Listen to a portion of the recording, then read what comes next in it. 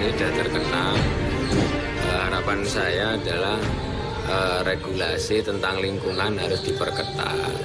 Salah satu contohnya adalah Tuban ini sudah sering kita lihat terjadi kadang itu kekurangan air, kekeringan yang terjadi di beberapa kecamatan.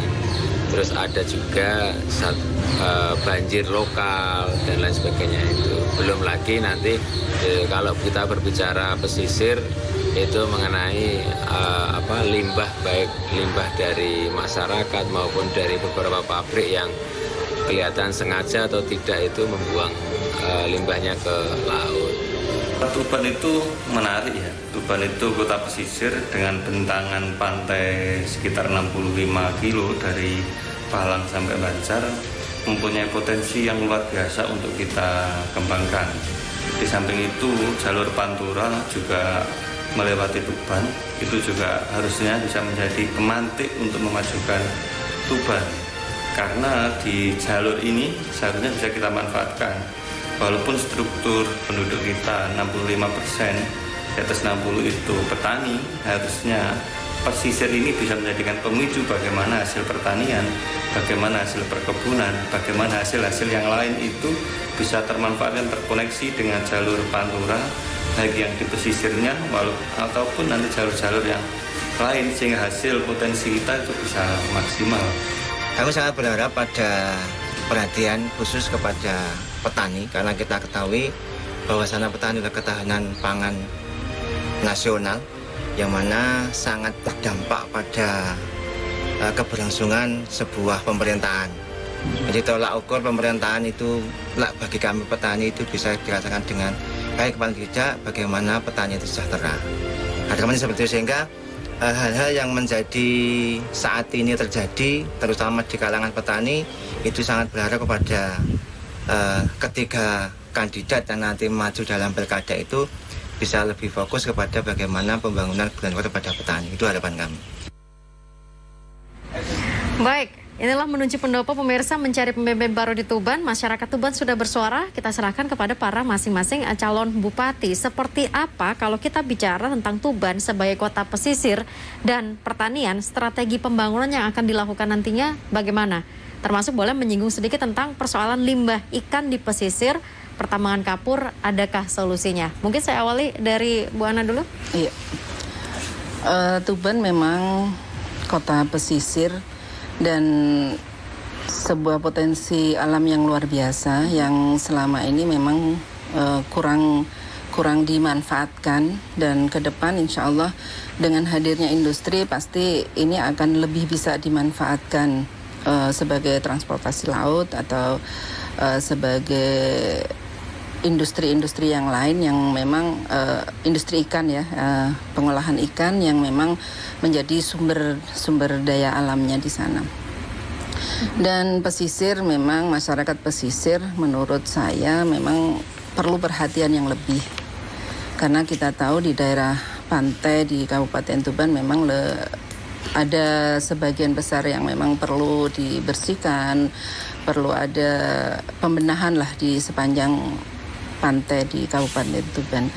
Kaitannya dengan pertanian, memang kami menjadi satu komitmen dari kami untuk lebih konsen kepada pertanian juga, karena pertanian lebih besar di Kabupaten Tuban, sehingga kami ingin memberikan solusi dengan pipanisasi sumber air non irigasi. Mungkin itu yang nanti bisa kami lakukan dengan sumber APBD yang ada. Oke, baik.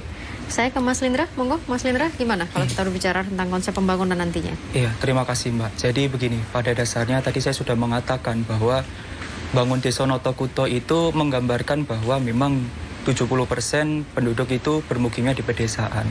Dan tadi saya mengatakan bahwa memang satu desa memang satu unggulan. Perekonomian bergerak di tingkat rumah tangga dan segala permasalahan kita selesaikan hulu hingga hilirnya. Tadi berkaitan dengan masalah pertanian. Pertanian itu bukan hanya selesai berkaitan dengan hanya sekedar pipanisasi. Karena memang masalah pertanian itu sangat-sangat kompleks. Satu, berkaitan dengan air. Yang kedua berkaitan dengan masalah pupuk. Yang ketiga berkaitan dengan masalah bibit. Dan yang paling penting untuk teman-teman petani itu adalah masalah paling mendasar adalah pangsa pasar. Sehingga rata-rata petani itu mengeluhkan ketika mereka sudah proses panen, harga jualnya mereka cukup rendah.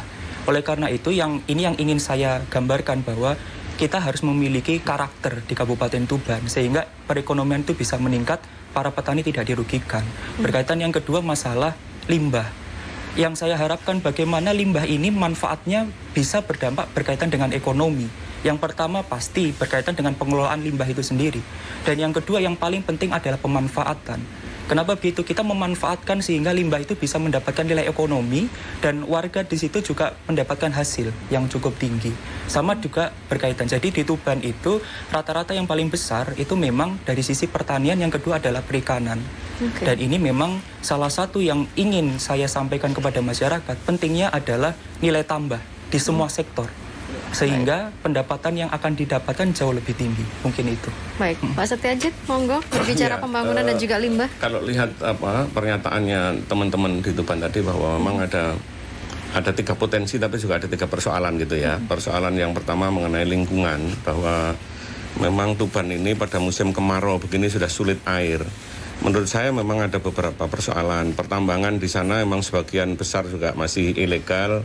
Mereka di luar wilayah pertambangan umum.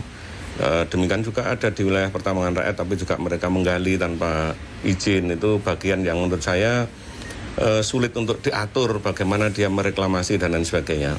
Karena itu kemudian merusak tata lingkungan sehingga air menjadi sulit didapat. Bahkan ada di salah satu sumber yang semula ada 18 sumber, hari ini tinggal 2 sumber yang muncul. Itu berarti persoalan hutan juga berpengaruh karena memang sudah mulai gundul, perlu harus ada reboisasi besar-besaran di sana, lalu kemudian pertambangan juga harus ditata sebaik-baiknya karena yang legal mungkin bisa mempercepat untuk reklamasi, tapi yang ilegal ini yang mesti harus ditindaklanjuti.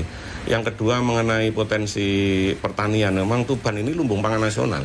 Jadi ada beberapa kecamatan yang daerah lumbung pangan nasional memang harus ditangani dari hulu proses sampai hilir. Jadi hulu misalnya unsur hara tanah di Tuban sudah semakin rusak. Jadi misalnya keasaman lahan itu sudah melebihi dari 10% yang semestinya hanya 6-7%. Nah sementara Tuban itu punya potensi pupuk dolomite itu ya. Itu sebenarnya mesti harus ada pabrik pupuk di Tuban itu. Dan ini harganya juga tidak mahal. Ini bisa untuk mengolah lahan dari hulu sudah harus dimulai agar unsur hara tanahnya menjadi baik kembali. Baik. Lalu mereka juga tidak harus menggunakan pupuk 100% pupuk kimia, itu yang akan merusak unsur hara tanah. Nanti kemudian setelah diproses kita sediakan katakanlah misalnya buler dan sebagainya gitu, agar mereka menghasilkan beras yang premium dan itu harganya lebih mahal daripada uler yang sekarang ini yang kemudian di jalan dan sebagainya. Baik, nah, yang singkat penting Pak Setiajid, karena waktunya udah habis, karena saya harus closing ini. Kita jeda dulu sebentar ya Pak Setiajid, Mas Lindra sama Bu Ana. Pemirsa jangan kemana-mana, diskusi ini masih akan kami lanjutkan setelah jeda pariwara berikut ini.